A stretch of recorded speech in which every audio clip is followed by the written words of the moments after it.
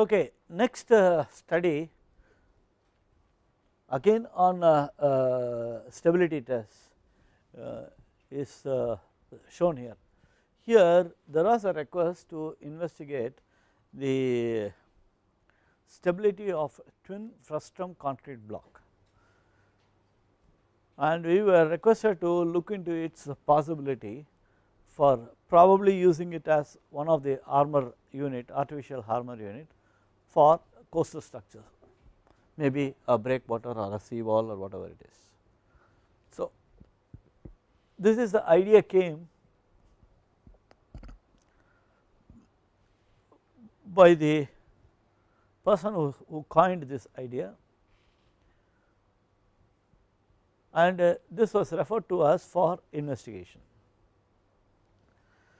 The idea looks so nice because you see, looking at this, it gives a nice impression that the stability of this is being cornered by these 3 blocks, is being held. So, we get a feeling that the stability, the interlocking capacity is quite good. This is a new block, and any new block does not have any KD value. KD value means stability coefficient value. So, you need to investigate and arrive at the stability coefficient. So, for that purpose what we do is we assume a condition and then try to derive the weight, and then from the weight we can again work back. So, I do not want to go into all the details, but then I want to just show you what happened in this. So, there is no way to examine this through numerical model, you need to resort to physical model studies. So, this is the schematic representation of this. So, you have the core, and over which it was thought that we can have a 2 layer of 2 layer or single layer, whatever it is, these blocks. So, the blocks were tried somewhere in the Pamban bridge, that is connecting here somewhere near Mandapam and Rameswaram. This bridge, this has been tried out for as a tow protection by one retired chief engineer of highways. So, this came to us for examination. So, the remains of this are shown here. The only problem was, it was stated that the effect of these blocks were quite good, but only the structural integrity was questionable. So, we can always get over the structural configuration, I mean the strength of the concrete, etc. So, we wanted to examine only its stability. So, on the left side you see, the conventional tetrapods, on the right side you see these new twin frustum concrete blocks. So, you look at one block on the right side, if you see one block giving way, it leads to almost like a catastrophe. The whole thing, that whole row of stones slide down, whereas on the left side you see that the tetrapod is quite stable. For both, the design was based on same significant wave height. The volume of concrete or the weight of the individual unit adopted is same, so that only the shape was trying to be investigated. But then there was a problem, or there was an objection raised, because the right side for the twin frustum concrete block, you see that it is only 1 layer, whereas the tetrapod is 2 layer. So, the objection was probably there might have been some kind of a problem because of this usage of only 1 layer, but then if you want to place it on 2 layers, the frustum concrete, it becomes very complicated placing. because the base structure of the twin frustum concrete block is flat, and then you need to place it over a secondary layer where you will have a lot of projections, and then over it you have to have one more layer. It becomes very complicated. An attempt was tried, but we failed miserably. The placing was almost next to impossible. So this kind of information can be obtained only through physical modeling. Is that clear? So this is another problem wherein the wave forces on an intake well is being measured in a flume. So this of course can be calculated. Theoretically you can use a linear diffraction theory to calculate the forces on a large diameter cylinder, but still we wanted to also verify with the experimental investigation by mounting it with a force balance, and the total force on this cylinder on this intake well was measured. I have also mentioned about the types of semicircular breakwaters under my lecture on breakwaters. There wherein I said about the different types of semicircular breakwaters. One is the impermeable, fully permeable, front dissipating and rear dissipating. Depending on your requirement, you can use any of these 4 types of semicircular breakwater. So this is part of a project, major project, wherein we are the front dissipating structure, that is the C side of the semicircular breakwater is permeable. So the percentage of openings are changed in order to change the permeability, and also the measurement of pressures. So you see the pressure transducers in the center, so that is used to measure the pressures exerted on the semicircular breakwater. So this was subjected to a variety of waves like random waves, regular waves of different wave characteristics, and then we have come out with a number of publications and other. This is from academic point of view, research point of view. Some of the other problems which we have seen, this is user need, okay, some client based problems. So we have also mounted a wave gauge along the surface of the breakwater in order to measure the run up over the structure. So all these things are possible through this. Is there anything else? Okay.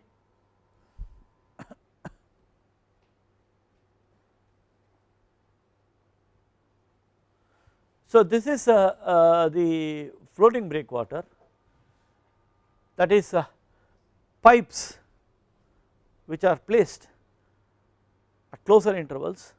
So it acts as a porous medium and it is also floating. So the idea here was to measure the motion responses of the structure and also the forces on the mooring line. So all these things are being carried out using pulley measurement system. I do not want to go into again the details, but all these things are quite straightforward. You should look into some of the other literatures wherein here the idea is to vary the spacing between the pipes and also the diameter of the pipe, also look at the variation in the porosity on the transmission coefficient. The main idea is to make sure on the lee side of the breakwater the wave height is far less compared to the sea side. So herein that is what is called as your KT, transmission coefficient. Transmission coefficient, as I said earlier, is the transmission coefficient transmitted wave height. So you have the structure here. So this is the harbor side, this is the sea side, and this is the harbor side. Okay, KT is should be as low as possible. So we could attain something like less than 40% here in this kind of a breakwater. So this, as I said earlier, can be used for short term solutions, as a short term solutions also. So a number of it was a major part of a major project wherein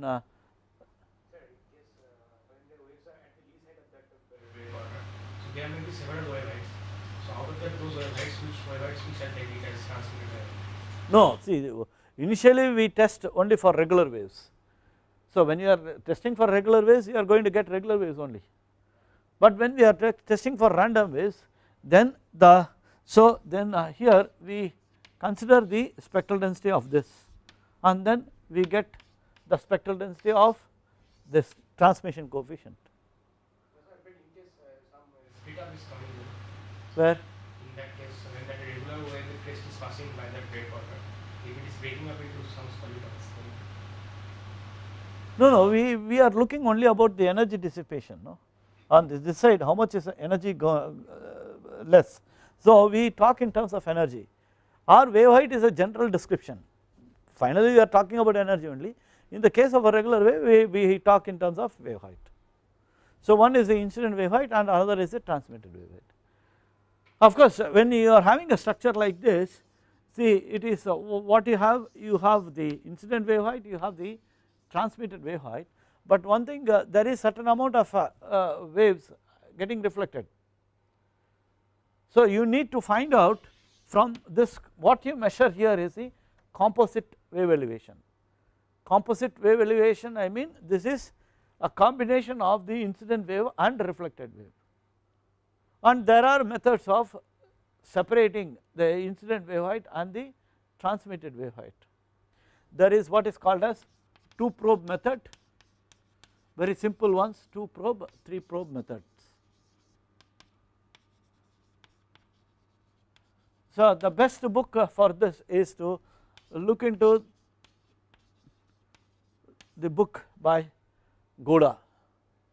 So he explains both the methods very clearly, and there are other published literatures also available, but the best book is, he has really elaborated the whole thing. So here, is that clear?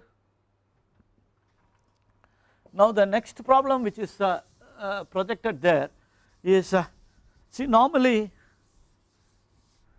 when you look into the literature, what happens is what you have in the literature is, when you have a pipe, when the experimental work is, you have a pipe, submarine pipeline, okay, and then you have the waves generated and you measure the forces, horizontal force and vertical force, and this is what we normally use for all the design purpose, for the design of looking at the stability of pipeline, etc.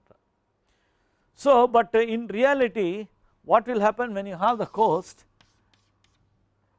the pipeline are not like this, pipeline are usually like this, okay.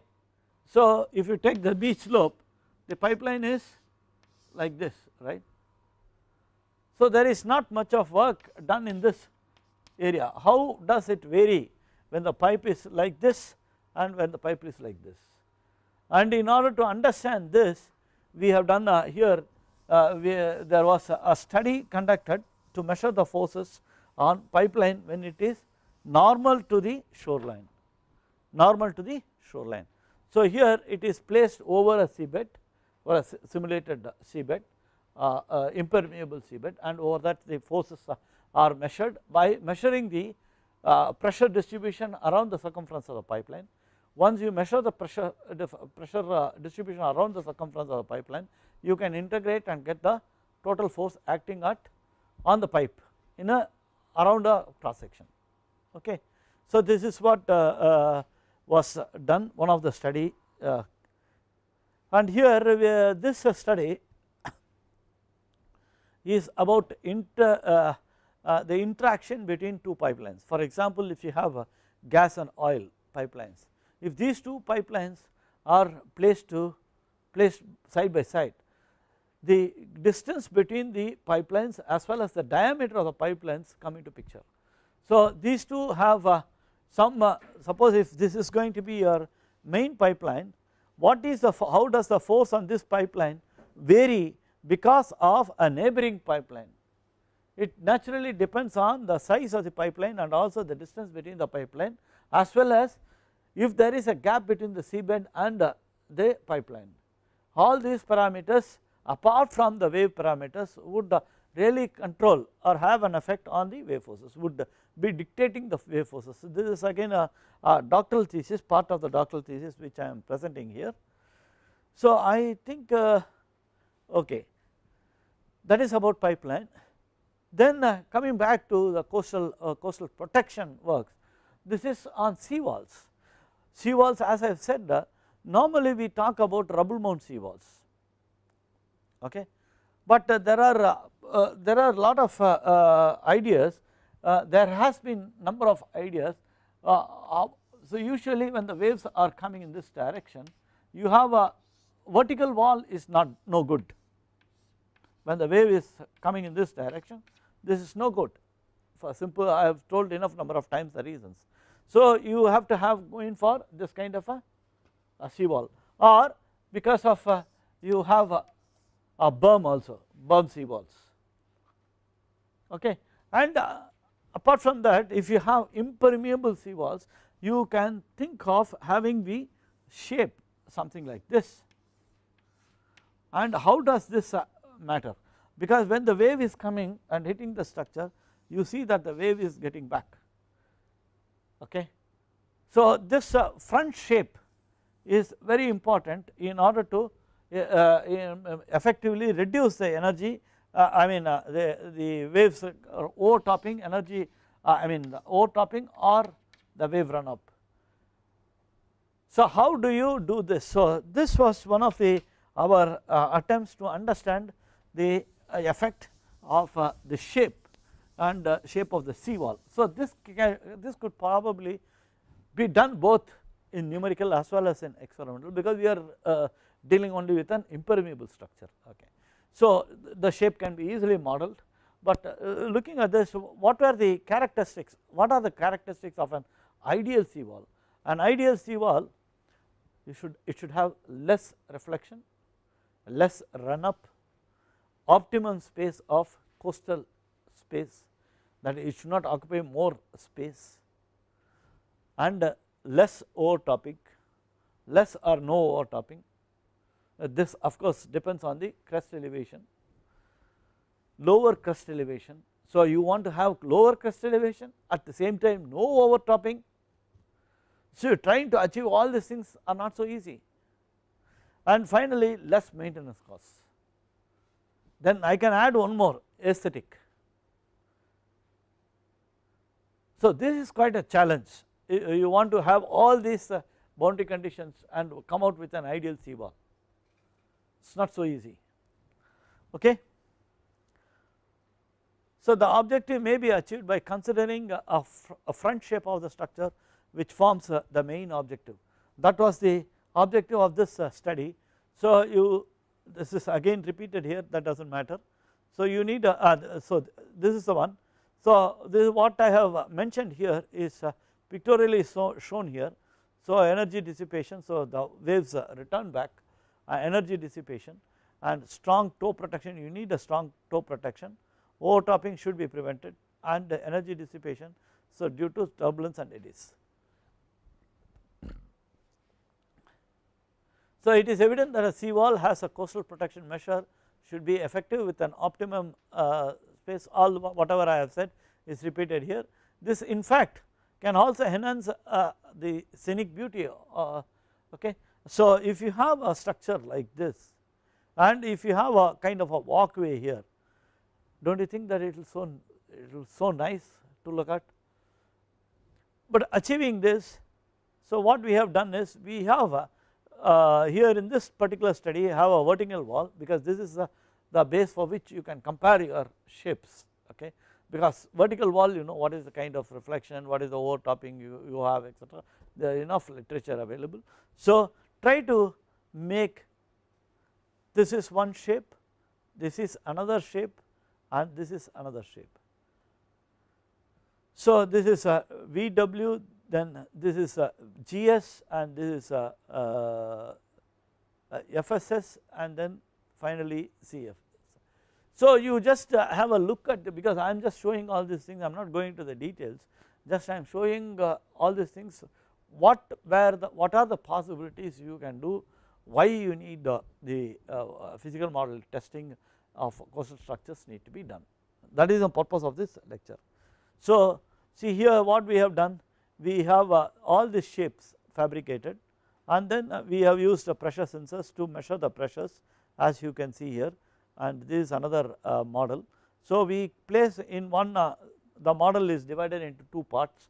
In one model, in one compartment, one of the model is placed with the pressure sensors. In another thing, you have the other model with the pressure sensors, almost the same level. The pressure sensors are in the same level, so that only the shape is discussed, because the shape is also changed, the level also is changed, then you get a total confusion. So whenever you are having any additional parameter, you maintain one of all the parameters same, and only the parameter which you are interested in need to be varied. This is very important when you are dealing with experimental or even in the case of numerical work.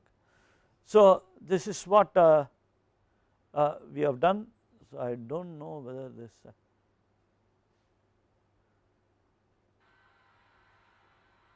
so this is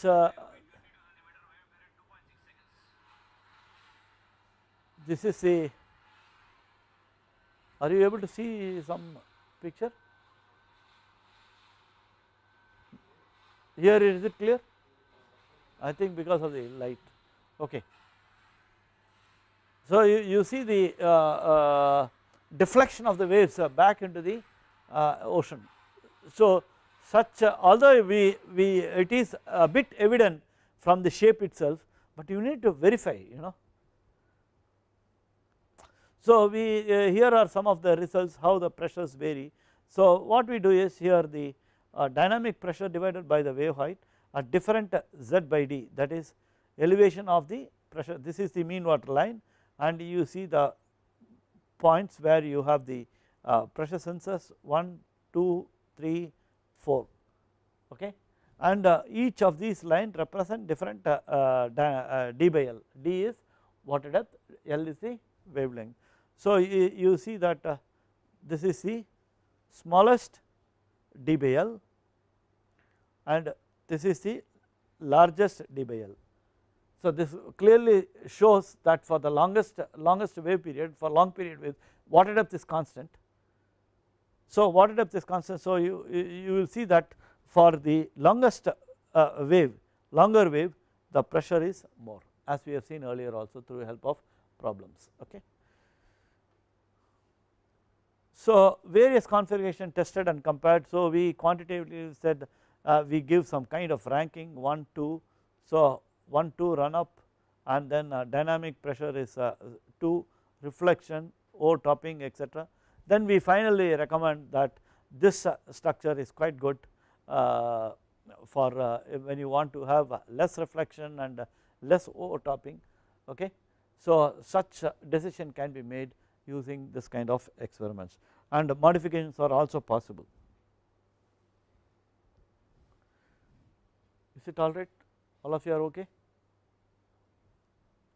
After the tsunami, when I take the tsunami lecture, you will see that the role of vegetation has been very heavily discussed, because the vegetation had acted as buffers in order to by reducing the inundation distance as well as the inundation heights.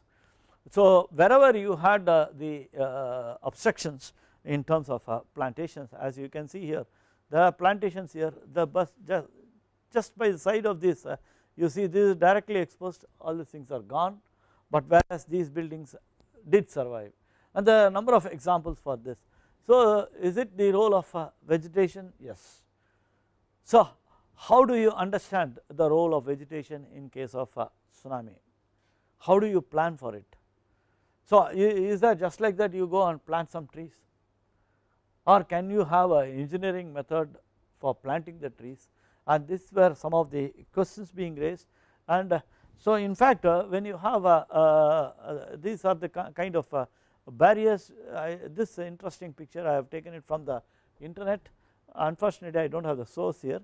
So you see that this is they say that this is the first line of defense, bank reefs, and then fringing reefs, some growth, and then you also have the seagrass, and then you have here the final thing, which is the fifth level, fifth line of defense, that is the mangroves.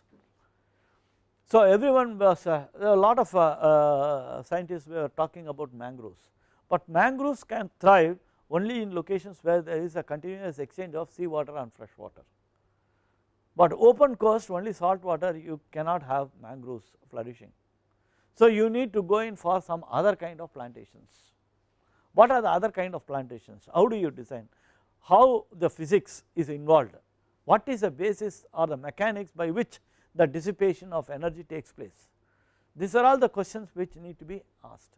And what are all the parameters? For example, when you look at this, is also referred to as a green belt, quite popular or quite heavily investigated in Japan, because you know that Japan is a frequent visitor of all these coastal, natural coastal hazards. So they have done a lot of work in green belt. So what is important is the diameter of the stem,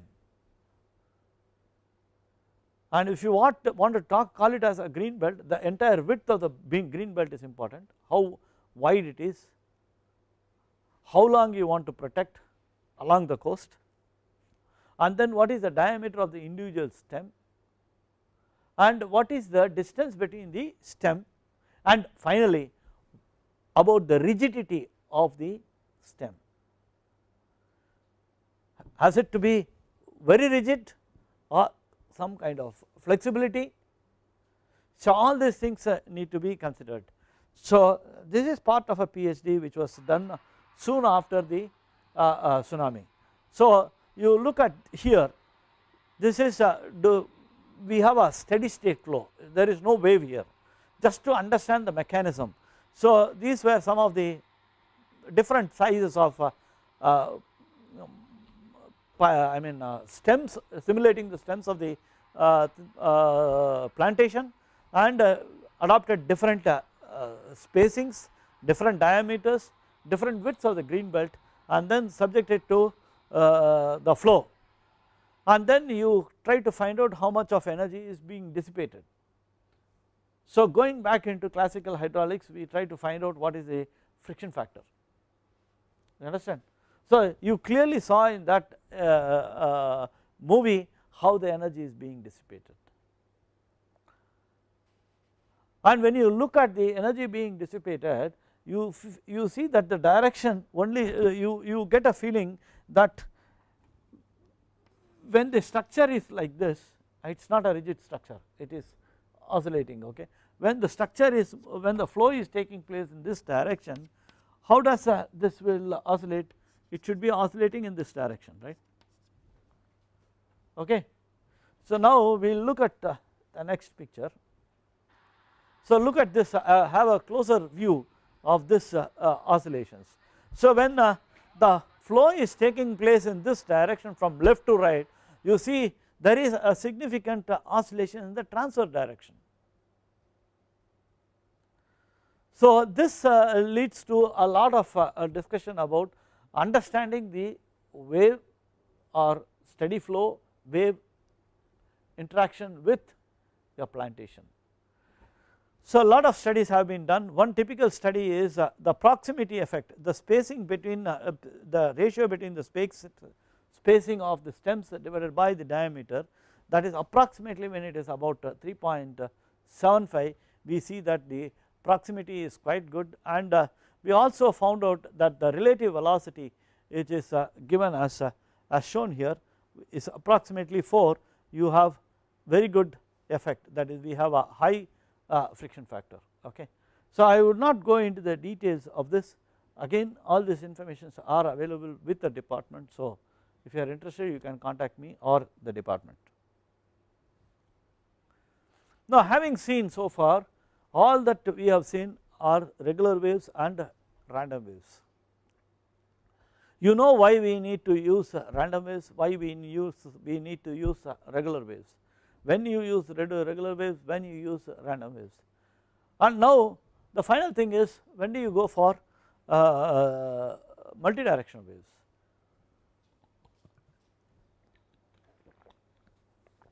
Multidirectional force, for example, forces on long floating cylinder of arbitrary shape in sway and roll mode reduced by about 40% due to directionality.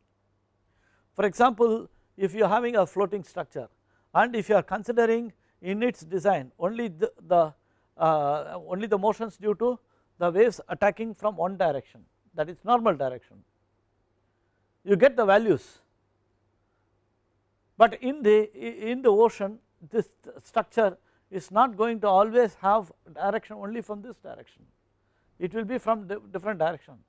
That means actually the loads will be less compared to only considering this direction. Okay.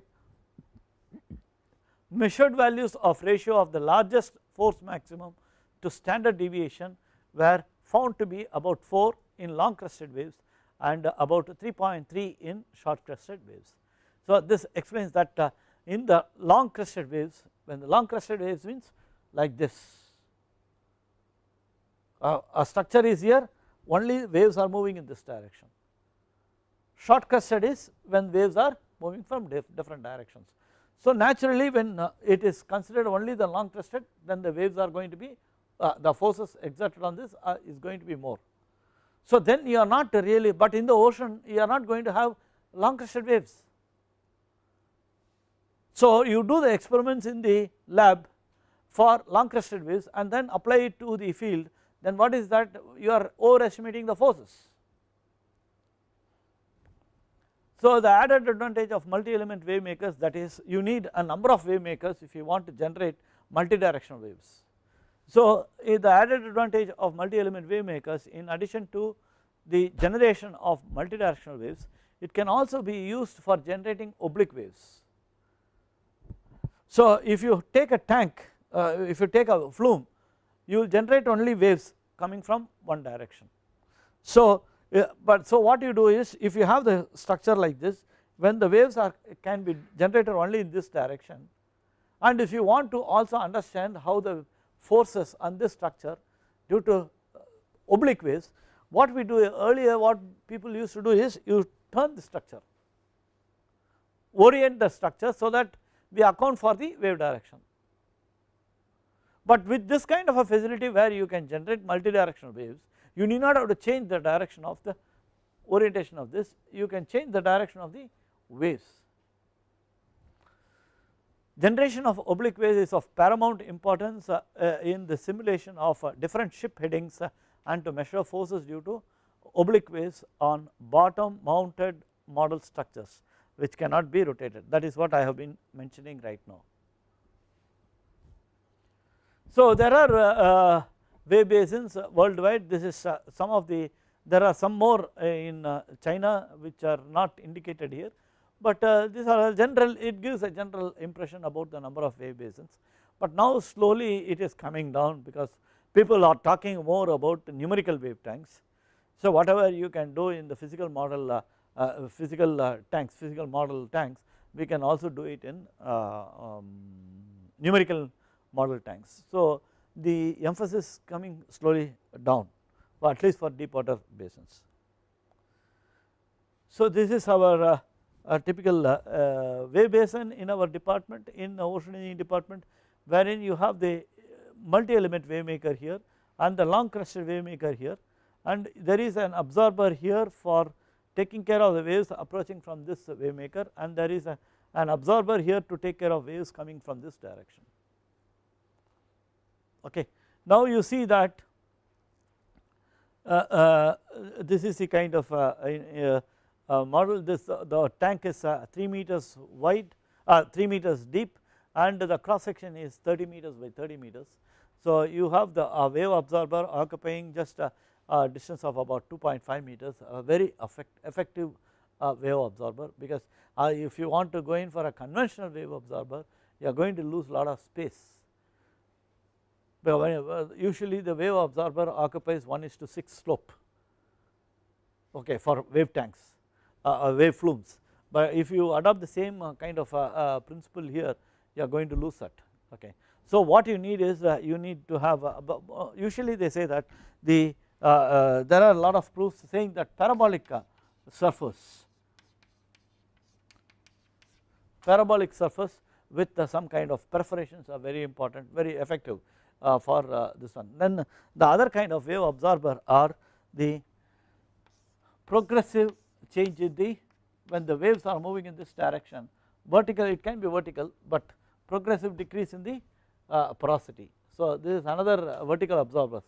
This is another thing which is quite popular in the western countries. So you can think of, suppose in case you are planning, I think you are having an idea of having some kind of tanks. So if you want, you can think of this, and if you need any additional literature, you can come to us.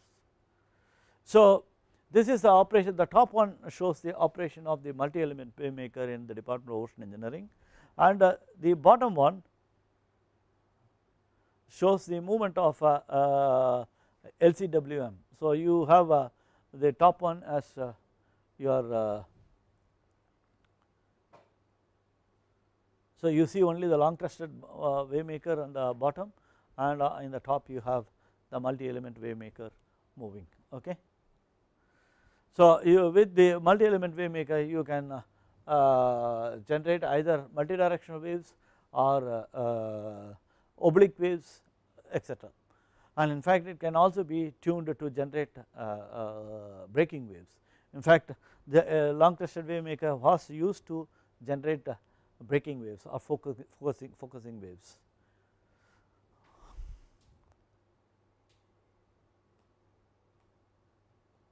So this is what so this is how a spectral density looks like when you have when you have the 3-dimensional waves being recorded.